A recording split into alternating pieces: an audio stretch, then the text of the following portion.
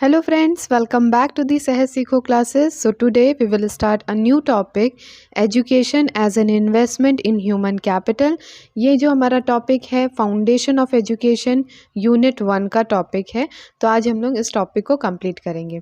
Syllabus में लिखा है मानवीय पूंजी निवेश के रूप में शिक्षा की अवधारणा। ये हिंदी सिलेबस है, इंग्लिश सिलेबस भी इसमें अटैच किए हैं। Concept of education as an investment in human capital. जो पिछली वीडियो में हमने एक क्वेश्चन दिया था उस क्वेश्चन का सॉल्यूशन देख लेते हैं। Who was the chairman of national integration council that was constituted इन 2010। तो अगर आपको याद होगा नेशनल इंटीग्रेशन काउंसिल मतलब एनआईसी का जो चेयरमैन रहता है वो प्राइम मिनिस्टर रहता है। तो 2010 में कौन प्राइम मिनिस्टर था? तो मनमोहन सिंह थे। तो इसका फर्स्ट ऑप्शन करेक्ट आंसर होगा ऑप्शन ए मनमोहन सिंह। अब हम लोग टॉपिक देखते हैं। तो सबसे पहले देखते हैं ह्यूमन कैपिटल क्या है। What is human capital? अगर हम लोग बात करते हैं एक फर्म की तो एक इकोनॉमी में ह्यूमन बहुत ज़रूरी है एज अ कैपिटल। मतलब जो ह्यूमन बीइंग है उस नॉर्मल ह्यूमन बीइंग को हम लोग कैपिटल कैसे बनाते हैं?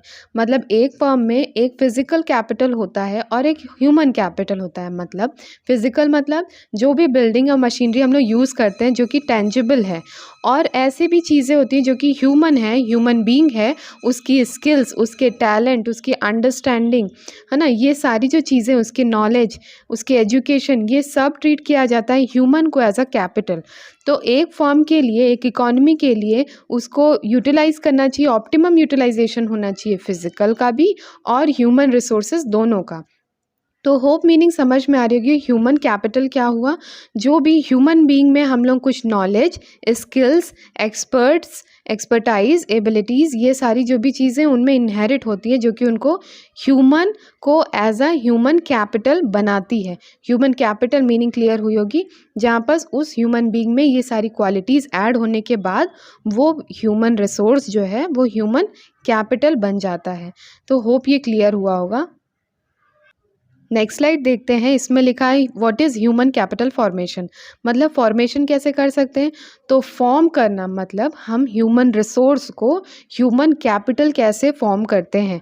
तो इसमें हम ये कह सकते हैं कुछ भी अगर हम ह्यूमन रिसोर्स मतलब जो ह्यूमन बीइंग है उसमें कुछ इनहेरिट करते हैं या उनमें अगर हम कुछ इन्वेस्टमेंट करते हैं वो जो कि हमें ह्यूमन कैपिटल का फॉर्मेशन करवाती है। तो पहली चीज़ तो एजुकेशन उनमें इन्वॉल्व करवाना, इन्वेस्ट करना।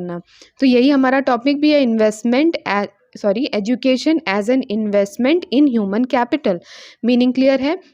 इसका मतलब ही यही है कि हम लोगों को quality education, not only education, quality education उनमें ह्यूमन रिसोर्सेज में वो इन्वेस्ट करना जिससे कि वो ह्यूमन कैपिटल बन सके।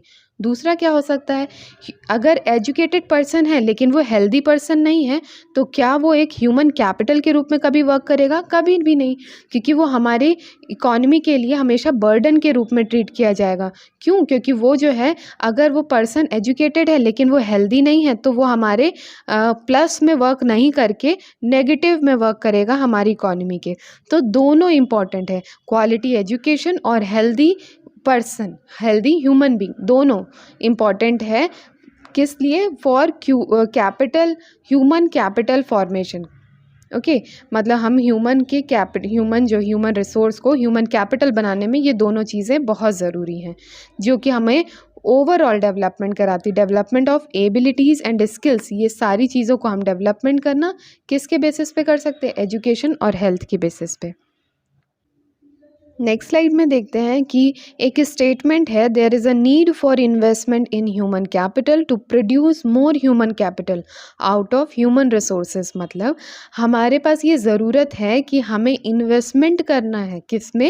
ह्यूमन कैपिटल में, ताकि हम ज़्यादा से ज़्यादा ह्यूमन कैपिटल को प्रोड्यूस कर सके आउट ऑफ ह्यूमन रिसोर्सेज। मतलब ह्यूमन रिसोर्स जो है, मतलब जो ह्यूमन बीइंग है उसमें हम इतना ज़्यादा इन्वेस्ट करें जो हमारे ह्यूमन कैपिटल को और ज़्यादा बढ़ाए। मतलब हमारे यहाँ जो ह्यूमन कैपिटल हैं उसमें तो है ही, बल्कि और ह्यूमन रिसोर्सेज में इतना इन्वेस्टमेंट करें ताकि हमारा ह्यूमन कैपिटल और प्रोड्यूस होता जाए।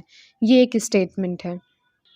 नेक्स्ट स्लाइड देखते हैं। इसमें हमारे पास है how education can contribute to economic growth. कैसे एजुकेशन हमारी इकोनॉमी को बढ़ाता कैसे है। तो इसका सबसे पहला टॉपिक हमारा होगा अर्न हाई। कैसे एक एजुकेटेड पर्सन होगा और अगर हम उसको कंपेयर करते हैं अनएजुकेटेड पर्सन से, तो दोनों में अगर हम लोग कंपैरिजन करेंगे तो ऑब्वियसली एजुकेटेड पर्सन ज़्यादा इनकम अर्न कर सकता है फॉर आवर इकोनॉमी। क्यों? क्योंकि उसके पास एजुकेशन ज़्यादा है या उसके पास स्किल्स ज़्यादा हैं, उसके पास नॉलेज ज़्यादा है, तो वो अनएजुकेटेड के कंपैरिजन वो ज़्यादा अर्निंग कर सकता है। नेक्स्ट अगर हम लोग देखते हैं तो इसमें आएगा हमारा इंक्रीज लिविंग स्टैंडर्ड, या हम लोग बोल सकते हैं इंक्रीज स्टैंडर्ड ऑफ लिविंग। मतलब हमारे जो एजुकेटेड पर्सन रहते हैं उनकी स्टैंडर्ड मतलब रहने सहने के ढंग से ही पता चल जाता है कि वो एजुकेटेड पर्सन है। तो अगर हमारे पास दोनों ऑप्शन है एजुकेटेड और अनएजुकेटेड, तो हम उनको देखकर पता कर सकते हैं कि कौन कौन एजुकेटेड है और कौन नहीं, क्योंकि उनके लिविंग स्टैंडर्ड मतलब रहने के ढंग से पता चलता है कि वो हमारे एजुकेटेड है कि नहीं है। तो ये कहीं ना कहीं हमारी इकोनॉमी को ग्रोथ करते हैं। अगर एजुकेटेड है तो हमारी लिविंग स्टैंडर्ड को बढ़ाती है। नेक्स्ट है understand the changes in society. कैसे हम, जैसे अगर कोई एजुकेटेड पर्सन है वो ज़्यादा अच्छे से समझ सकता है जो भी हमारी सोसाइटी में चेंजेस आ रहे हैं। अब किस टाइप के चेंजेस हो सकते हैं, जैसे टेक्नोलॉजीज़ में चेंजेस आते हैं, हर बार चेंजेस आते हैं, तो उन जो टेक्नोलॉजीज़ में जो चेंजेस आ रहे हैं उनको समझना कौन ईजिली समझ सकता है, तो ऑब्वियसली एजुकेटेड पर्सन उसको ज़्यादा अच्छे से अडॉप्ट कर सकते हैं और उन सारे चेंजेस को समझ भी सकते हैं और उनको अडॉप्ट भी करेंगे। बल्कि अनएजुकेटेड पर्सन वही रिजिड फॉर्म में ही कंटिन्यू करना चाहेंगे, वो चेंजेस नहीं चाहते। तो होप ये सारे टॉपिक्स क्लियर हो रहे होंगे। इसके बाद का है कैन मेक बेटर डिसीज़न। मतलब कैन मेक बेटर डिसीज़न मतलब जो हमारा एजुकेटेड पर्सन है वो ज़्यादा अच्छे से डिसीज़न ले सकता है, वो ज़्यादा अच्छे से एक्सप्लोर कर सकता है, उसकी अंडरस्टैंडिंग लेवल ज़्यादा अच्छी होती है, तो वो एज़ कम्पेयर टू अदर वो ज़्यादा अच्छे से एक्सप्लोर करेगा, तो बेटर डिसीज़न हो जाएगा। नेक्स्ट है अडॉप्ट इनोवेशन न्यू टेक्नोलॉजीज़। तो यही understand the changes in the society, वही टॉपिक हो जाएगा कि यहाँ पर कोई भी न्यू इनोवेशन आता है, कोई भी न्यू टेक्नोलॉजीज़ आती हैं, तो एजुकेटेड पर्सन उसको खुशी खुशी उसको एक्सेप्ट करता है। जैसे कंप्यूटराइजेशन हुआ या जो अभी डिजिटलाइज हो रहा है मार्केट हमारा, तो वहाँ पर हम ज़्यादा से ज़्यादा चेंजेस अडॉप्ट कर सकते हैं क्योंकि हम एजुकेटेड हैं। अनएजुकेटेड पर्सन वो हो सकता है वही जो पुराना मेथड हो, ट्रेडिशनल मेथड हो, उसी को ही कंटिन्यू करेंगे। तो होप ये सारे पॉइंट्स आपको क्लियर हुए होंगे। नेक्स्ट देखते हैं what are the problems of human capital formations. मतलब हमारे ह्यूमन कैपिटल के फॉर्म करने में क्या क्या रुकावटें आती हैं। तो ये रुकावटें हम लोग देखते हैं। तो सबसे पहला टॉपिक है हमारा स्केयर और लिमिटेड यूज़ ऑफ रिसोर्सेज। मतलब हमारे पास इतने रिसोर्सेज ही नहीं है कि हम ह्यूमन कैपिटल फॉर्म कर सके। मतलब हमारे यहाँ सब बोलते तो हैं एजुकेशन, क्वालिटी एजुकेशन मिले, लेकिन क्या हमारे पास सफिशेंट स्कूल्स हैं? अगर स्कूल्स हैं भी तो क्या उसमें सफिशिएंट टीचर्स हैं? और टीचर्स भी हैं अगर, तो क्या वो ट्रेन टीचर्स हैं जो कि हमें क्वालिटी एजुकेशन प्रोवाइड करें? क्यों? क्योंकि अगर कोई ट्रेन टीचर नहीं रहेगा तो वो वैसा ही पढ़ाएगा जैसे उसने कहीं ना कहीं से पढ़ के आया है। तो यहाँ से हम लोग समझ रहे हैं कि हमारे पास स्कैरसिटी ऑफ रिसोर्सेज है, रिसोर्सेज ही नहीं है हमारे पास। नेक्स्ट टॉपिक है under utilization of resources. Under utilization मतलब हमारे पास जो भी रिसोर्सेज हैं उनका भी हम लोग यूटिलाइज़ नहीं कर पा रहे हैं। मतलब क्या हुआ, एजुकेटेड पर्सन होने के बावजूद हमारे यहाँ से अगर एजुकेशन अच्छी है भी तो भी लोग क्या कर रहे हैं, वो उनको जॉब ही नहीं मिल पा रही है। क्योंकि हमारे यहाँ एजुकेटेड तो पर्सन है लेकिन उनको रिक्वायर्ड जॉब नहीं मिल पा रही है। और टैलेंटेड लोगों को अगर जॉब नहीं मिल पाएगी तो वो कहीं ना कहीं फ़ॉरेन जा कर के सेटल होंगे। तो वो हमारे यहाँ की एजुकेशन जो उन्होंने इन्वेस्टमेंट हमने उन पर किया वो कहीं ना कहीं बाहर उसका आउटपुट देते हैं। तो ये सारे पॉइंट्स क्या है, पहला स्केयर हो गया, रिसोर्सेज ही नहीं है। अगर रिसोर्सेज हैं भी, जितना भी उनको मिला तो वो अंडर यूटिलाइजेशन है, उनको यूटिलाइज़ ही नहीं कर पा रहे हैं हम। तो ये कहीं ना कहीं हमारे गवर्नमेंट की फॉल्ट है कि हमें प्रॉपर जॉब वैकेंसीज ही नहीं मिल रही हैं। होप ये क्लियर हुआ होगा।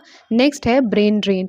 ब्रेन ड्रेन की मीनिंग क्लियर है कि अगर हमारे यहाँ से ह्यूमन कैपिटल, ह्यूमन रिसोर्सेज में कुछ इन्वेस्टमेंट किया, good quality of education provide की, लेकिन वही लोग बाहर जा कर के माइग्रेट हो जा रहे हैं फॉरेन में, क्यों? क्योंकि उनको अपॉर्चुनिटीज़ अच्छी नहीं मिल रही हैं, तो वो फ्यूचर मतलब फॉरेन में जा कर के वहाँ सेटल हो जा रहे हैं और अपनी सारी जो भी नॉलेज है वो वहाँ यूटिलाइज़ कर रहे हैं। इसका बेस्ट एग्जांपल है डॉक्टर्स और इंजीनियर, जिनको यहाँ अपॉर्चुनिटीज़ नहीं मिल रही हैं, इसीलिए वो माइग्रेट कर जाते हैं फॉरेन में और वहाँ पर अपने सारे नॉलेज को, मतलब जो यहाँ इन्वेस्ट किया गया, उनका यूटिलाइजेशन वहाँ किया जा रहा है। नेक्स्ट है lack of proper manpower planning. तो यहाँ पर कभी कभी ऐसा हो जाता है कि हमारे यहाँ से जो बच्चे रेडी हो रहे हैं, जो भी जिनमें ह्यूमन रिसोर्सेज में हमने कुछ भी ऐसे क्वालिटी एजुकेशन प्रोवाइड की, वो जो एजुकेशन है एज़ पर द रिक्वायरमेंट वैसी एजुकेशन हम प्रोवाइड ही नहीं कर पा रहे। मतलब वो जब रेडी हो जाते हैं अब एज अ ह्यूमन कैपिटल बनने के लिए, तब उनके पास वो जो एजुकेशन है, वो जो स्किल्स हैं, वो मार्केट में अप्लाई ही नहीं हो रही है। क्यों नहीं अप्लाई हो रही है? क्योंकि कहीं न कहीं वो हमारी जो एजुकेशन है वो मार्केट से कोरिलेट नहीं कर रही है।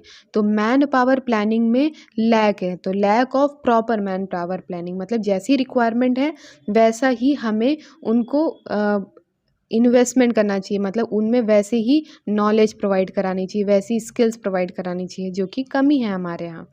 नेक्स्ट है हमारा higher growth of population. Higher growth of population मतलब यहाँ पर पॉपुलेशन बहुत ज़्यादा है, इंडिया की पॉपुलेशन है ही सबसे ज़्यादा, और जिसकी वजह से जितनी जो जॉब अपॉर्चुनिटीज़ थी वो भी और कम होती जा रही हैं। तो लेसर जॉब अपॉर्चुनिटीज़ हो रही हैं just because of growth in population. तो इसका सॉल्यूशन क्या हो सकता है? Control in population. तो ये सारे कुछ ऐसे पॉइंट्स हैं जो कि जो हमारा ह्यूमन कैपिटल फॉर्म करने में ये सारी चीज़ों के प्रॉब्लम्स, या ये सारी चीज़ें प्रॉब्लम क्रिएट करती जो हमारे ह्यूमन कैपिटल को फॉर्म नहीं होने देती है। अब इससे रिलेटेड एक क्वेश्चन सॉल्व कर लेते हैं हम लोग। क्वेश्चन है which of the following statement is not merit of human capital formation. Human capital, तो इसमें ह्यूमन कैपिटल के मेरिट मतलब एडवांटेजेस नहीं है, तो कौन कौन से हैं? Human capital formation plays an important role in improving technical knowledge. Human capital formation help to expand the size of business. Human capital formation is important for the purpose of changing social outlook. और fourth one is human capital formation leads to and increase in overall cost of production. तो hope यहाँ से अगर आप लोगों ने पढ़ा होगा तो इसको आप जज कर सकते हैं कि आपकी नॉलेज कितनी है। होप ये वीडियो आपको समझ में आएगी। Thank you so much.